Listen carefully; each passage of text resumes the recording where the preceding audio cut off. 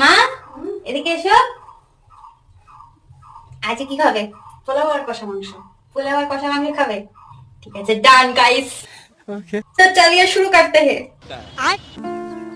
টাপুর টুপুর বৃষ্টি নুপুর প্রথমেই পেঁয়াজ, লঙ্কা, টমেটো সমস্ত কিছু পেস্ট করে নিলাম। আকাশ মেঠো সুরের ছায় রে এখন চালের এই জলটা একদম চালটা শুকনো হয়ে যাবে। এটা আরেকটুখানি জলটা পড়ে গেলে আমি একটা থালায় পাতিয়ে দেবো। সাত রঙা রং মুখ এরপর মাছের ডিমটা ভালো করে মাখিয়ে থালায় চালটা পাতিয়ে দিলাম যাতে সমস্ত জলটা শুকিয়ে যায়। আমি করবো হচ্ছে চিকেন কষা। চিকেন যেহেতু একটু কম আছে তাই জন্য আলু দেবো, আলু দিয়ে তারপরে করবো। তো এবার আমি হচ্ছে মাংসটা ম্যারিনেট করে নেবো। পেঁয়াজ লঙ্কা পেস্ট করা, এতে আদা রসুন আর টমেটো পেস্ট করা।